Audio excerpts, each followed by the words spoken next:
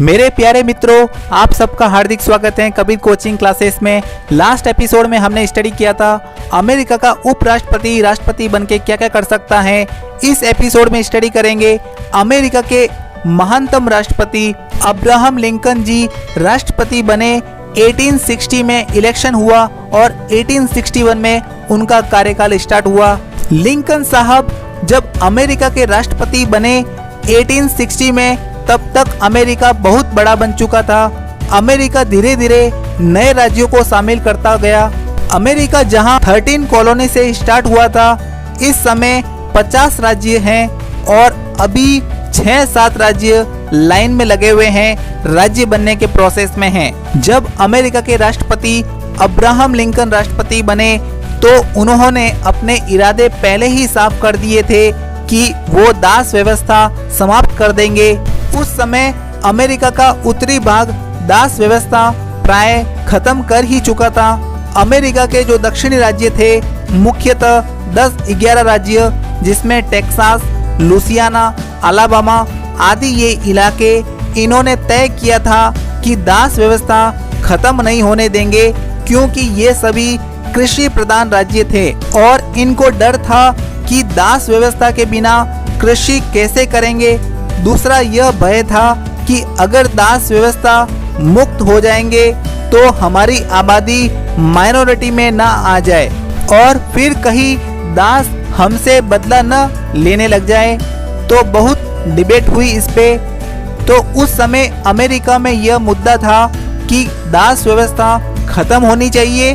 तो उस समय अब्राहम लिंकन खुलकर के बोल के आए थे कि अगर वो सत्ता में आए तो वो दास व्यवस्था खत्म करके मानेंगे। 1860 में रिपब्लिकन पार्टी के टिकट पर वो इलेक्शन जीत गए। तो वो जैसे ही जीते, इन 7 दक्षिणी राज्यों ने घोषणा कर दी कि वो अब अमेरिका से अलग हो रहे हैं, हमें अमेरिका में रहना ही नहीं है। इन 7 राज्यों ने कन्फेडरेशन बना दिया, confederation of states of America नाम से बनाया। तब वॉशिंगटन डीसी से अब्राहम लिंकन ने घोषणा की इस मामले में युद्ध हो जाएगा। फिर सिविल वॉर 1860 से 65 तक चलता रहा। 1865 तक आते आते ये 7 दक्षिणी राज्य, South Carolina, Mississippi, Florida, Alabama, Georgia, Louisiana, Texas, इन्होंने हार मान ली।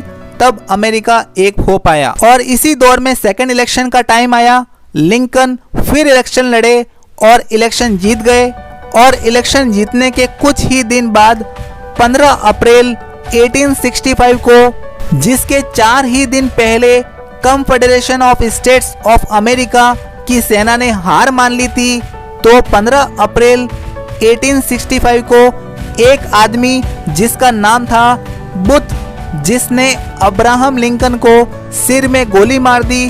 और अब्राहम लिंकन वहां पर कोई नाटक देखने गए थे, तो उस बुथ नाम का आदमी ने उनको सिर पे गोली मार दी। योजना तो थी कि राष्ट्रपति, उपराष्ट्रपति और सेना प्रमुख तीनों को मारेंगे, परंतु संयुक्त रूप से राष्ट्रपति को ही मार पाए।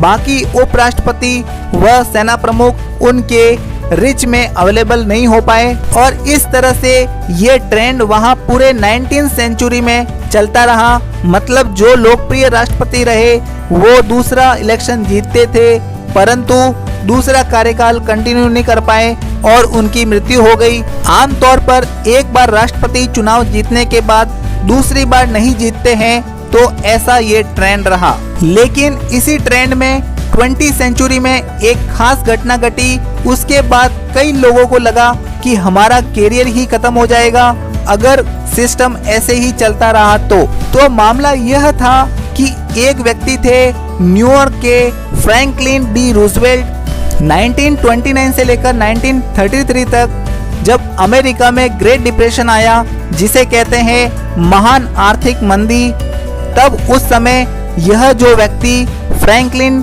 डी रूजवेल्ट 1933 से पहले कई पदों पर रह चुका था। 1933 में वह अमेरिका का राष्ट्रपति बना। एक आपने सुना होगा न्यू डील प्रोग्राम, जो फ्रैंकलिन डी रूजवेल्ट के माध्यम से ही चला। उस समय अमेरिका बहुत हताश था, लेकिन इन्होंने अमेरिका को आशा की किरण दिखाई। इतने लोकप्रिय हुए कि 1937 में फिर इलेक्शन जीत गए। जब थर्ड टर्म का समय आया तो द्वितीय विश्व युद्ध चल रहा था। 1939 से 1945 तक अमेरिका की सीधी पार्टिसिपेशन तो थी नहीं, फिर भी अमेरिका प्रभावित तो था ही उस समय। अंत में तय हुआ कि रूजवेल्ट साहब इलेक्शन लड़ेंगे और 1941 में इलेक्शन जीत गए। और 1945 में जब विश्व युद्ध खत्म भी नहीं हुआ था और अमेरिका के लोग चाह रहे थे कि उस समय नेतृत्व कमजोर नहीं पड़ना चाहिए, तो लोगों ने कहा कि वे फिर से इलेक्शन लड़े 1945 में और जीत गए। परंतु 1945 में कार्यकाल संभालने के मुश्किल 3 महीनों के अंदर 12 अप्रैल 1945 को इनकी मृत्यु हो गई। तो इनका 12 साल व कुछ महीनों तक कार्यकाल चला। व अगर मृत्यु नहीं हुई होती तो टोटल 16 साल कार्यकाल हो जाता। और जैसे ही इनकी मृत्यु हुई, अमेरिका में ये बात चलने लगी कि एक ही राष्ट्रपति इतना लंबा चलेगा तो बाकी लोगों के कैरियर का क्या होगा। तो 1945 से संविधान संशोधन की प्रक्रिया स्टार्ट हो गई। सन 1951 में संविधान संशोधन 22वां संशोधन हुआ। इसमें लिख दिया गया कि अमेरिका राष्ट्रपति पद पर कोई भी व्यक्ति अधिकतम 2 टर्म तक रह सकेगा। अब एक सवाल यह भी था कि कोई व्यक्ति राष्ट्रपति बना, अगर राष्ट्रपति की मृत्यु हो जाए तो उपराष्ट्रपति राष्ट्रपति बन जाए और उसके बाद उपराष्ट्रपति 2 टर्म इलेक्शन लड़ना चाह रहा है तो यह अलाउड होगा या नहीं। तो उसमें लिख दिया गया कि यदि कोई व्यक्ति किसी भी वजह से 2 साल तक राष्ट्रपति रहा है तो उसको 1 टर्म मान लिया जाएगा। मान लो कि अगर कोई उपराष्ट्रपति राष्ट्रपति बन गया और उसे टाइम मिला 1.25 साल, वो काउंट नहीं होगा, वो अभी भी 2 टर्म बन सकता है, मतलब कि 8 साल बन सकता है। यदि राष्ट्रपति की मृत्यु हो गई 1 साल 11 महीने में और उपराष्ट्रपति 2 साल 1 महीना रह गया राष्ट्रपति पद पर, तो उसकी 1 टर्म चली गई। अब वो केवल 1 टर्म के लिए राष्ट्रपति बन सकता है। तो फिलहाल ये स्थिति है कि अमेरिका में राष्ट्रपति 2 बार बन सकता है। डोनाल्ड ट्रंप 1 बार बन गए हैं और अगर इस बार जीत गए तो इसकी क्या संभावना है इसका मुझे कोई आइडिया नहीं है। जो बिडेन बराक ओबामा के साथ 2 बार उपराष्ट्रपति रह चुके हैं, अगर वो जीतेंगे तो 2 टर्म उनको मिल सकती हैं अगर वो नेक्स्ट इलेक्शन भी जीत जाते हैं तो। हालांकि ये अमेरिका में 59वां राष्ट्रपति चुनाव है। पहली बार ऐसा हुआ है कि दोनों पार्टी रिपब्लिकन व डेमोक्रेटिक उम्मीदवार 70 साल के ऊपर के हैं, वरना बराक ओबामा जैसे लोग तो 55-56 साल की आयु में 2 टर्म पूरा करके रिटायर्ड हो गए थे। इसीलिए उपराष्ट्रपति का भी इतना महत्व है। नेक्स्ट एपिसोड में हम जानेंगे कि अमेरिका में राष्ट्रपति का चुनाव कैसे होता है और क्या प्रोसेस है इसका। सो ऐसे वीडियो एपिसोड के मोर अपडेट्स के लिए मेरे चैनल को लाइक एंड सब्सक्राइब करिए। So thanks for watching video and don't forget to press the bell icon of my channel.